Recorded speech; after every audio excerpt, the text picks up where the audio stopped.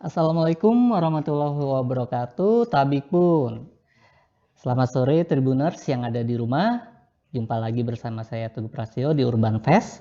Kali ini kita akan ngobrol-ngobrol dengan salah satu komunitas yang ada di Provinsi Lampung. Dan teman ngobrol kita ini kita akan membahas tentang sejarah, tentang bangunan-bangunan sejarah, tentang pokoknya hal-hal terkait dengan sejarah yang ada di Provinsi Lampung. Dan kita akan ngobrol dengan komunitas Trimurjo Heritage. Kayaknya ada dua yang akan menemani saya ngobrol sore ini. Yang pertama adalah Pandu dan Febri. Kayaknya kita sudah tersambung nih dengan keduanya. Halo, Assalamualaikum. Waalaikumsalam. Apa kabar nih?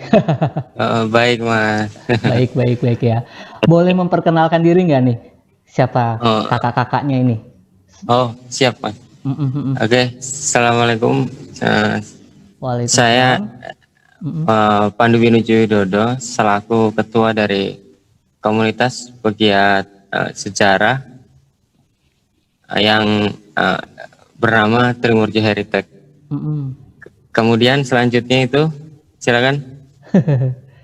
Saya Febriana Saputra, saya adalah sekretaris dari komunitas Trimurjo Heritage. Trimurjo Heritage ya. Iya. Salam kenal. Salam kenal ya Kak Febri sama Kak Pandu ya. Kalau boleh tahu sih sejarah dari Trimurjo Heritage ini berdiri kapan dan kok bisa terbentuk gitu? Trimurjo Heritage. Asal muasalnya.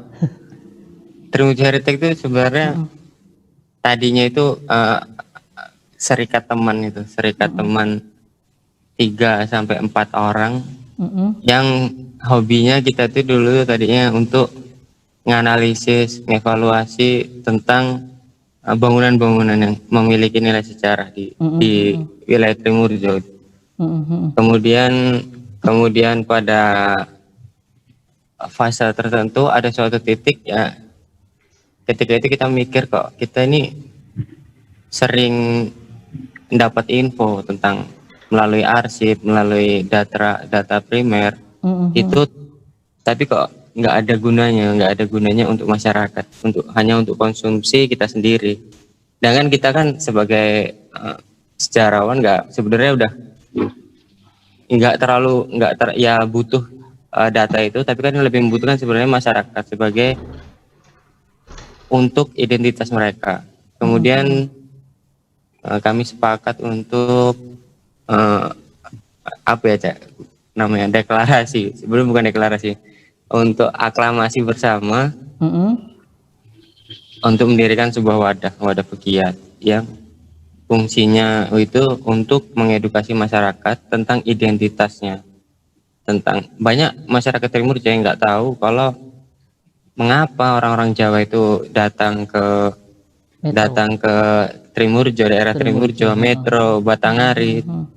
Mereka sendiri banyak yang miss dari informasi itu karena keterbatasan referensi. Oleh karena itu kita berupaya riset sekecil-kecil mungkin, dan kemudian hasil risetnya kita sampaikan melalui suatu kegiatan namanya hunting history. Terus itu berdiri 4 November tahun 2020. Oh, berarti baru sekitar 3 bulan ya? Iya, sekitar 3 bulan. Kita di situ karena ketika kita pertama kali aklamasi akan berdiri Trimurjo Heritage ini, anggotanya 4 tadinya.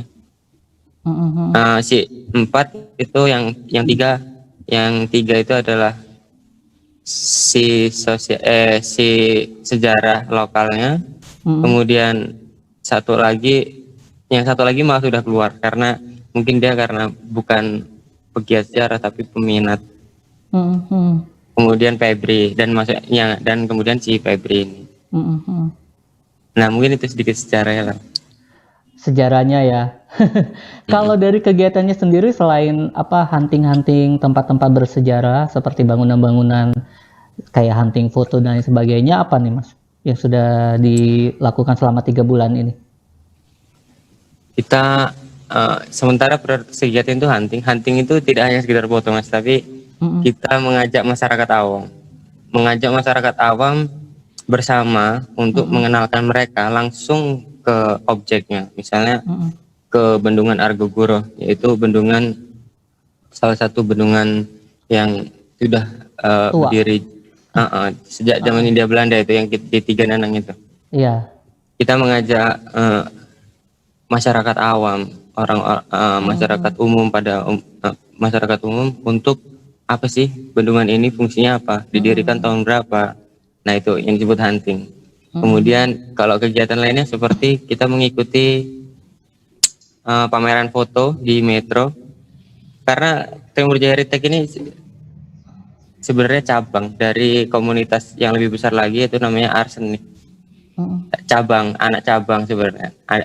Ada banyak komunitas pegiat sejarah di sekitar Metro ini, ya salah satunya Trimurja Heritage. Kemudian riset itu salah satu kegiatan kita, riset kecil-kecilan tentang sejarah lisan. Mengapa Dinotoharjo menjadi desa proklamasi tahun 1970. Kemudian walaupun kadang mengalami miss dalam mencari sumber, karena kalau sumber lisan itu antara satu dengan yang lain kadang-kadang beda, dan kita harus mencari sumber yang kuat, misalnya melalui arsip-arsip desa. Mengapa desa Notoharjo menjadi desa proklamasi pada tahun 1970, dan setelah survei hampir 90% orang ternyata tidak tahu desa Notoharjo pernah menjadi desa nasional nomor 1 di Indonesia. Yaitu desa sebagai desa Pancasila. Sebagai desa Pancasila itu, Mas? Sebagai desa Pancasila itu tahun kapan? 1970-an. Tahun 70 ya? Dan kebanyakan bahkan bukan generasi milenial, bukan generasi mudanya, tapi orang-orang tuanya pun banyak yang nggak tahu. Banyak yang melupakan, banyak yang tidak tahu dan melupakan. Kalau dari backgroundnya sendiri, Kak Pandu sama Kak Febri ini ada background sejarah nggak sih? Atau mahasiswa sejarah, atau memang suka sejarah aja gitu? Ya, kita alumni. Kalau saya alumni pendidikan sejarah. Kalau si Febri masih ilmu sejarah ya? Kalau si Febri masih menjadi mahasiswa ilmu sejarah. Iya, pendidikan Mas. Iya, pendidikan ilmu sejarah ya. Pendidikan karena sebenarnya kalau ngomongin sejarah, saya juga kebetulan juga suka sama sejarah, karena dari tahun 2014 kebetulan sudah ngadmin di Lampung Heritage di Twitter juga. Iya, pernah dengar. Kata Pak Oki tadi, sempat diskusi sama Pak Oki. Iya. Jadi kalau untuk dari sumber-sumbernya sendiri, teman-teman kesulitan nggak sih mencari referensi? Kalau ya. Dan gimana cara mencari referensi-referensi itu selain datang ke desa-desa mengulik catatan sejarah tentang Trimurjo? Enggak sih Mas. Kadang ya bisa dikatakan mudah ya mudah, susah ya susah. Kalau tergantung temanya sih yang pertama. Kalau misalnya kayak gerakan revolusi fisik gitu, di waktu itu kita di Batanghari ya Pep ya. Ya, di Batanghari. Itu kita melalui pelakunya langsung. Kan udah tua pelakunya. Nah, dari situ kita bisa kembangkan sumber-sumber dari dia itu. Ntar dia pasti ngasih petunjuk. Itu kalau kita menemui sumber primer, sumber pelakunya langsung. Tapi yang biasanya kadang kita punya arsip tentang foto, misalnya foto di daerah Trimurjo. Kemudian kita nganalisis foto ini letaknya di mana sekarang. Misalnya Pasar Trimurjo, dan itu ketika kita udah mantap, ini positif Pasar Trimurjo yang sekarang karena ada clue-nya di foto itu. Kemudian berdasarkan data yang kita dapatkan dari masyarakat sekitarnya, bahwa emang Pasar Trimurjo adalah pasar pertama untuk mobilitas ekonomi di Trimurjo pada saat itu. Kemudian kita upload, mungkin kendalanya ada pro dan kontra. Misalnya kalau kita upload di sosial media, loh itu bukan, itu pasar ini. Sedang masyarakat umum kan punya analisis tersendiri tentang peristiwa itu, tentang foto itu. Oleh karena itu, ya itu yang mungkin jadi kendala kita, apa ya, menjadi satukan kesepakatan untuk sebuah cerita itu sulit, karena peristiwa cerita sejarah itu kan sifatnya apa ya, multi perspektif ya. Ada yang dari ada yang dia melihat dari karena dia orang misalnya Bering 10 melihat pasar Trimurjo bukan di situ, orang Bering 6 melihat pasar Trimurjo di situ. Nah, itu yang menjadi bingung, dan ya untuk PR komunitas kita bersama gitu. Kalau Kak Febri gimana? Ya, ada tambahan nggak? Dari tadi diem aja. ya sebenarnya untuk menganalisis tempat-tempat bersejarah itu kita agak kesulitan ya. Soalnya kan bangunan-bangunan bersejarah itu udah termakan usia gitu. Jadi kita menemukan arsip dari website resminya Belanda yaitu KitLV itu kan terdapat banyak arsip-arsip dokumen, foto-foto. Ya. Ya. Berarti memang pengumpulannya juga melalui media sosial ya. Museum Belanda juga ya, mengambil mencari foto-foto lama. Iya. Arsip-arsip lama ya, Mas. Kita risetnya melalui sumber arsip itu primer. Kalau sampai sekarang sendiri sudah ada data nggak sih? Misalnya gini, di Trimurjo sampai sekarang sudah ada berapa bangunan bersejarah yang masih ya istilahnya masih terjaga? Itu ada nggak datanya? Sudah ada berapa yang terinventarisasi? Itu maksudnya jumlahnya, Mas? Kalau halo, dengar ya? Iya. Kalau jumlahnya itu berapa banyak yang sudah kita riset, itu mungkin sekitar yang masih terjaga itu sekitar 7 sampai 8-an. Dari bendungan, 8 ya? Bendungan, terus pokoknya karena wilayah Trimurjo adalah wilayah sejak dibukanya Trimurjo itu menjadi salah satu sektor pertanian terbesar. Ya. Makanya oleh karena itu peristiwa-peristiwa di Trimurjo pasti berkaitan dengan seputar irigasi. Oleh karena itu pasti bangunan yang terjaga itu yang masih menjadi perhatian kita, itu pasti yang berkaitan tentang irigasi, misalnya tentang bendungan 3 kanal di Trimurjo, Argoguro, kemudian bendungan dari beding 10 sampai beding 18. Kalau mungkin yang ditanyaan Mas, ini kan bangunan rumah. Kalau bangunan rumah itu di Trimurjo kebanyakan yang sifatnya permanen itu rata-rata usianya masih muda, 80-an ke atas.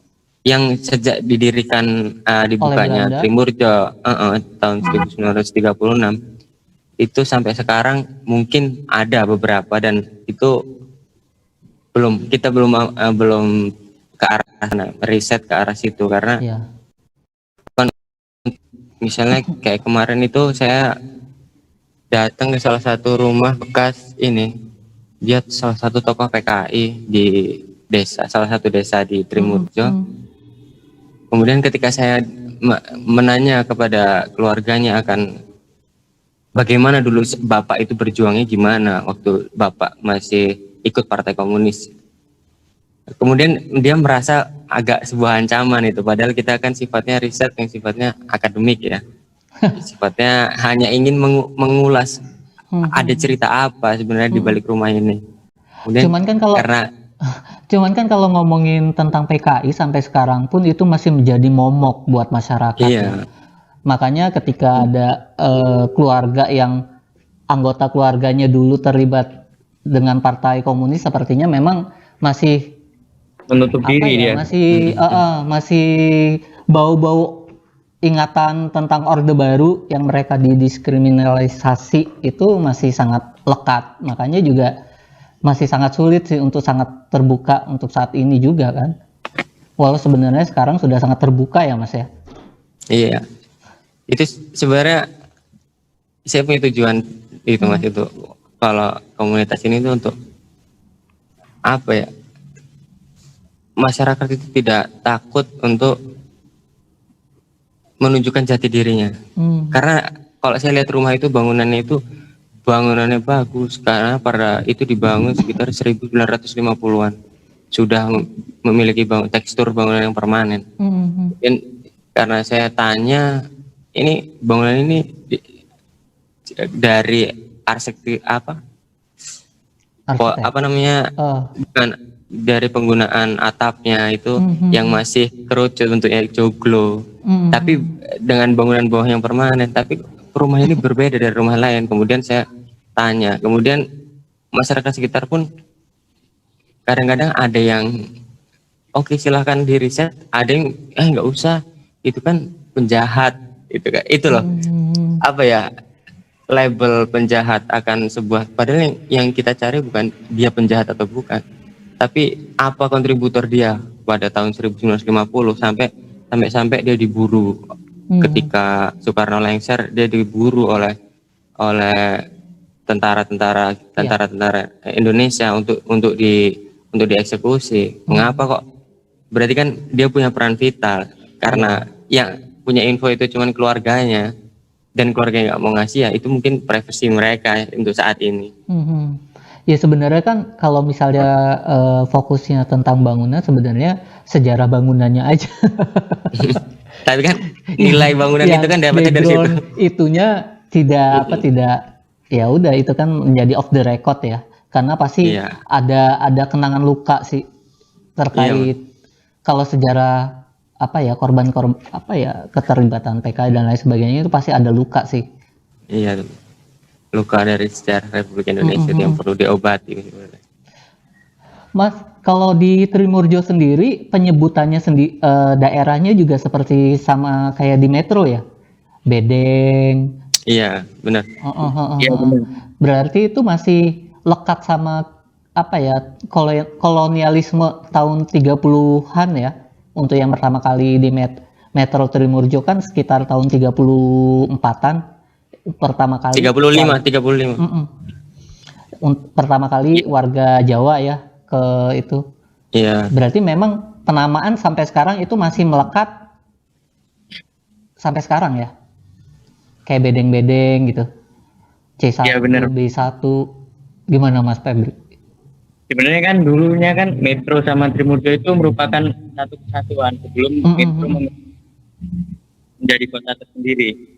Nah, pada masa era kolonisasi, jadi penyebutan bedeng itu ada bedeng 1 sampai bedeng 70.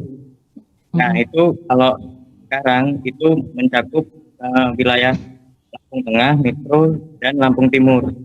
Nah, sebenarnya kan dulunya penyebutan bedeng 1 sampai bedeng 70 ini adalah wilayah kolonisasi Sukadana. Nah, jadi Sukadana itu diambil dari nama marga asli yang udah ada tinggal di sini sebelumnya, yaitu marga Buainuban, yaitu Sukadana daerahnya. Makanya disebut daerah kolonisasi Sukadana, yaitu mencakup itu bedeng 1 sampai dengan bedeng 70. Maka dari itu masih sampai sekarang itu penyebutan bedeng-bedeng itu. Nah, kolonisasi Sukadana itu kan dibuka pada tahun 1932.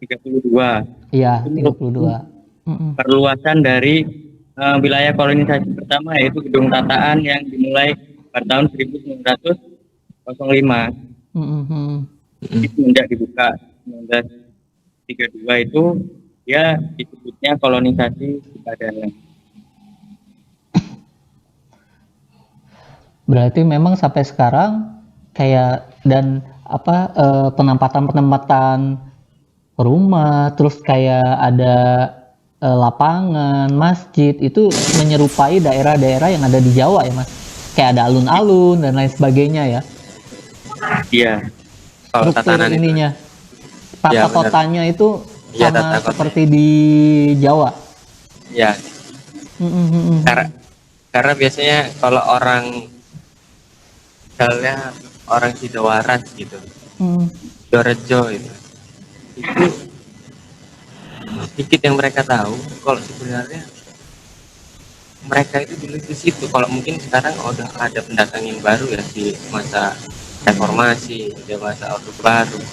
Tapi juga saya pernah sedikit kok wawancara sama tukang jualan roti itu, jualan orang tua juga. Dia tahu mengapa Sidoarjo. Dia kata dia, ya saya itu dulu orang Sidoarjo, di Jawa Tengah ya Sidoarjo itu. Kemudian makanya di sini dinamakan desa Sidoarjo karena dilayarkan dari orang-orang transmigran dari daerah. Mas, suaranya nggak jelas, Mas. Suaranya nggak jelas, kurang jelas. Tes. Jelas, Mas? Iya. Nah, ketika saya diskusi dengan penjual roti yang ditaruh di kepala itu, kalau orang tradisional itu kan, kalau jualan tuh ditaruh di kepala nampan itu.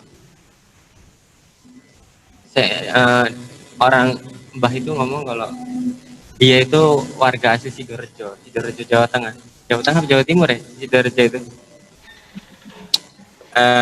Kemudian saya tanya, kok ini kampung ini bisa dinamakan Sidoarjo? Mbah tahu nggak? Terus kata dia, iya, dulu saya sama teman-teman itu adalah salah satu bagian dari kolonisasi transmigran dari Jawa, yang mayoritas adalah orang-orang yang berasal dari Sidoarjo. Oleh karena itu kampungnya di sini dinamakan Sidoarjo. Begitu juga Sidoarjo, kayak Kalongan gitu. Tapi orang-orang asli yang dari sana itu kebanyakan sudah tua dan bahkan udah banyak yang udah nggak ada. Oleh karena itu penamaan di Lampung ini kan sering sama kayak di Jawa itu. Dalam penataannya, cara bahkan cara mereka beribadah itu kan bagian dari budaya yang dibawa. Cara dia beribadah kayak dia melakukan yasinan gitu. Ternyata kalau mau dikulik itu budaya yang mereka bawa dari sana, budaya yang mereka sendiri beranggapan kalau itu tuh yang sering kampung kami dulu lakukan di sana, kemudian dia lakukan di sini. Itu sedikit cerita tentang wawancara saya sama penjual roti tradisional. Sekarang masih ada penjual roti itu. Umurnya sekitar 80-an kalau 10 atau 80 mbah-mbah. Berarti kan ketika pertanyaan itu saya gulirkan ke pemuda, kamu tahu Sidoarjo ini apa? Sidoarjo ini desa apa sih? Tidak tahu saya. Mungkin orang-orang dulu terinspirasi dari daerah Sidoarjo. Suaranya hilang. Suaranya hilang ya? Hilang lagi suaranya. Sinyal mungkin Mas ya. Itu banyak generasi, kedengaran Mas ya? Iya, kedengaran kalian. Mungkin banyak generasi baru itu yang kurang mengerti identitas aslinya, bahkan tentang daerah yang dia tinggal, di mana dia singgah, di mana dia tidur pun dia tidak tahu mengapa dia bisa di situ. Kalau dia berdasarkan etnis Jawa, mengapa kok orang etnis Jawa berada di daerah situ? Mengapa kok mengapa di situ ada budaya yasinan setiap malam Jumat? Itu mereka sendiri tidak tahu, dan mungkin seharusnya menjadi tugas komunitas itu memberi referensi tentang, mungkin referensinya yang harus kuat, bisa berdasarkan sumber lisan maupun sumber tertulis yang bisa membuat masyarakat mempercaya. Karena memberikan pelajaran sejarah ke masyarakat itu lebih susah, walaupun bisa disebut lebih gampang karena masyarakat sudah mau menerima hal yang baru, tapi dia tidak mudah mempercayai karena dia punya kalau orang itu ngomongnya kolot karena dia berdasarkan cerita ini dari ini, padahal kayak letak jembatan di desa saya itu Mas, itu ternyata mengalami beberapa kali pindah, dan saya akses di KitTV itu nemuin foto jembatan itu waktu difoto tahun 1970-an oleh yang moto Bring Grief namanya. Nah itu ketika saya orbit di grup desa, itu saya di debat orang banyak karena katanya itu jembatan itu bukan di daerah kita, padahal jembatan itu sekarang udah nggak ada karena berdasarkan sekarang jembatan itu udah jadi jembatan pasar. Sedangkan di foto itu jembatan itu letaknya masih di lapangan yang bukan yang belum waktu itu masih ada tahun 1970. Tapi karena mereka itu percaya bahwa tidak ada jembatan lain selain di yang sekarang, beranggapan foto itu bohong. Padahal saya sudah menyertakan bukti berdasarkan wawancara oleh orang-orang, misalnya petinggi-petinggi desa zaman dulu, misalnya kayak kepala desa tahun 1980-an yang mengatakan iya memang ada jembatan itu, tapi udah dipindahkan, yang di situ dibongkar. Tapi kan pada saat itu si Green Drive itu kan motonya moto jembatan yang lama, bukan jembatan yang baru. Jembatan yang baru udah belum ada. Dan saat pembangunan jembatan baru itu mungkin masyarakat menjadi naif ya, pura-pura menjadi pelupa yang naif. Orang kalau lupa sekarang menjadi pelupa yang naif. Tapi teman-teman juga, Mas, teman-teman juga main di media sosial ya untuk apa menginfokan kepada milenial tentang sejarah itu ya? Iya. Iya Mas. Iya. Kita ada di Instagram namanya Timur dari Tech. Tujuannya untuk mengedukasi masyarakat sekitar bahwasanya sejarah itu dekat gitu loh. Sejarah itu ada dekat kita memiliki identitas diri kita sendiri. Yang saya bilang tadi, Trimurjo adalah wilayah kolonisasi pada masa Hindia Belanda. Selain di Instagram, ada media sosial lain yang teman-teman juga gunakan untuk mengedukasi generasi milenial yang sangat Facebook dengan media sosial? Facebook ya? Iya. Twitter? Enggak. Belum. Mungkin kedepannya mungkin Mas, karena kayaknya lagi trending ya penggunaan Twitter. Dalam waktu dekat, kegiatan apa yang akan dilakukan oleh teman-teman komunitas? Waktu kita bakal ngadain hunting lagi sih. Hunting. Ini hunting lagi. Karena kita perlu banyak riset. Nanti setelah kita udah riset banyak, udah menemukan fakta-faktanya melalui sumber-sumber primer itu dan sumber sekunder, kita mau nerbitin buku. Amin. Mudah-mudahan bisa terwujud ya bukunya ya. Amin. Tentang Trimurjo masa lalu atau melebar ke Metro dan Sukadana nih bukunya rencananya? Ya sementara Trimurjo dulu, fokusnya ke Trimurjo ya. Ya kalau buku tentang Metro itu sudah ada sementara sudah ada sih. Metro dulu. Dari 2 itu ya, Metro dari 2. Kalau ini Mas, kan oke lah. Kita ngomongin tentang bangunan bersejarah di Trimurjo yang sampai sekarang masih ada sekitar 78 yang masih utuh ya. Kalau dari kebijakan pemerintah daerah sendiri terkait bangunan bersejarah itu gimana? Apakah sudah sangat sangat peduli atau memang sebenarnya nggak ada kepedulian dari pemerintah daerah? Karena di Provinsi Lampung, bahkan di Bandar Lampung sendiri bangunan bersejarah sudah habis, tinggal paling bisa dihitung dengan jari gitu loh bangunan bersejarah yang masih terjaga. Sisanya ya sudah nggak ada bekas-bekasnya. Kalau di sana gimana di Trimurjo? Sama aja? Kalau dari Bandar Lampung sama aja ya? Sama aja, nggak beda kayak di Metro. Kalau di Metro kan mungkin ada. Artinya memang kepedulian dari pemerintah daerah di Provinsi Lampung ini memang sangat kecil ya terhadap bangunan-bangunan bersejarah, terhadap sejarahnya sendiri. Nggak semua di Provinsi Lampung sih Mas. Kalau saya lihat teman-teman Metro itu mungkin Febri yang lagi sering sering campur dengan orang-orang Metro itu kalau saya lihat Metro itu lebih peduli kalau dengan Ya, kalau Metro bangunan sejarah. Kalau Metro, tapi kalau Lampung Tengah kan jangankan tentang hal yang menurut saya nggak tahu ya, menurut orang-orang itu berarti atau bukan. Kalau bagi menurutku sejarah sebuah identitas untuk mengenali jati diri. Tapi kalau saya pernah mengusulkan itu untuk membuat di desa saya itu untuk membuat tim tentang ekonomi kreatif untuk pemuda ekonomi, pengembangan tentang pemuda biar mengerti apa itu ekonomi kreatif. Kemudian tokohnya bilang jangankan ekonomi kreatif, orang jalan aja kita jadi mau halusnya kapan ya.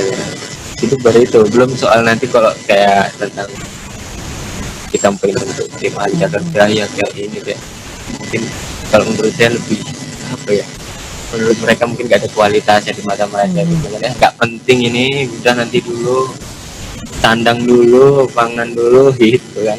Kalau di Trimur sendiri ya sama aja kayak gitu. Bahkan pernah saya tanya sama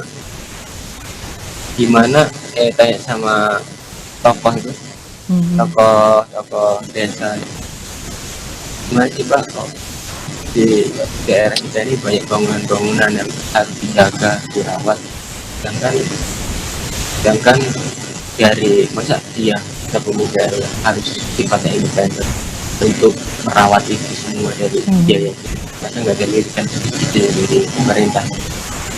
Dia ngomong ya kalau bisa dibongkar aja, dibuat baru. Ya kan, dia berarti kan nggak tahu nilai yang saya sampaikan dulu, kalau ini bangunan ini bernilai, kalau kayak gitu bernilai.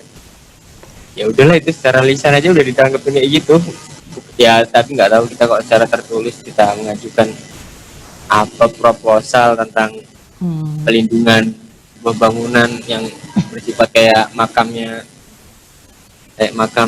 Soekarto, terus kayak bendungan 3 kanal itu.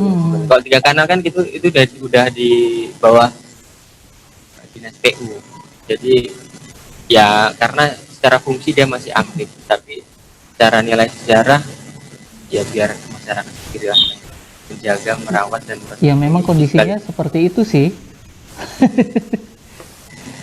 Kondisinya seperti itu karena kebetulan juga dulu pernah mengkampanyekan Sepdaswati.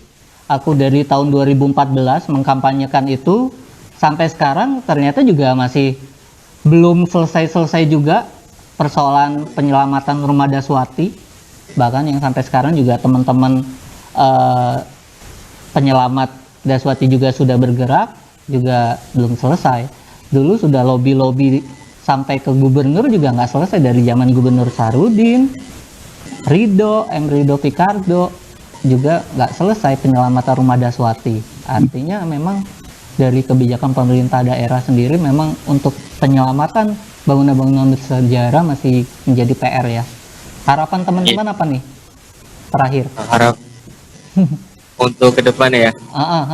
Harapan kedepannya terhadap pemerintah daerah boleh, terhadap kalau harapan sih lebih kita dibuatin ruang dalam arti untuk bergerak, untuk bergerak, berdiskusi, untuk kalau Lampung Tengah itu menurut saya tidak kehabisan pemuda yang cerdas, tidak kehabisan orang-orang pintar, tapi perhatian yang kurang dari ayah dan ibunya. Kalau kita aja ayah dan ibu, kalau anak-anak Lampung Tengah itu saya yakin milenialnya bukan milenial kampungan gitu, bukan, karena banyak pemuda-pemuda Lampung Tengah yang bergerak malah di luar, di Metro, di Bandar Lampung, karena dari mungkin di Lampung Tengah sendiri pun mereka mendapatkan ruang untuk cara dia untuk menemukan orang yang dapat berpikir bersama.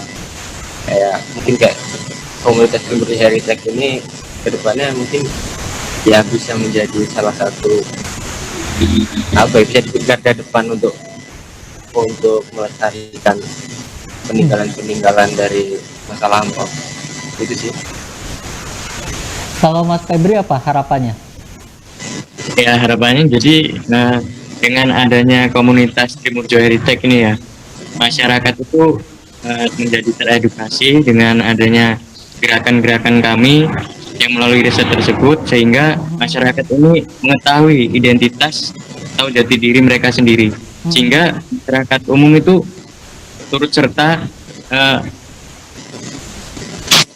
membangun atau dia menjaga bangunan-bangunan yang ada di Trimurjo khususnya, yaitu bangunan bersejarah. Jadi dengan melalui riset tersebut masyarakat teredukasi sehingga dia ikut menjaga bangunan bersejarah itu. Merasa memiliki. Iya. Semoga harapannya terwujud ya, Mas. Iya. Mudah-mudahan juga next time saya bisa bergabung ikutan sama teman-teman hunting. Nah, karena udah lama juga tidak hunting ke bangunan-bangunan bersejarah. Iya. Tadi Terima dapat kasih, salah, Mas, Mas. atas waktunya, ngobrol-ngobrolnya. Jangan kapok-kapok kalau misalnya nanti Tribun Lampung ajak ngobrol lagi. Iya. Amin. Terima kasih. Assalamualaikum warahmatullahi wabarakatuh. Waalaikumsalam warahmatullahi wabarakatuh. Sekian dulu Tribuners obrolan sore ini. Mudah-mudahan Tribuners yang ada di rumah bisa bermanfaat apa yang kita obrolkan. Saya Teguh undur pamit. Wabillahi taufik wal hidayah. Wassalamualaikum warahmatullahi wabarakatuh.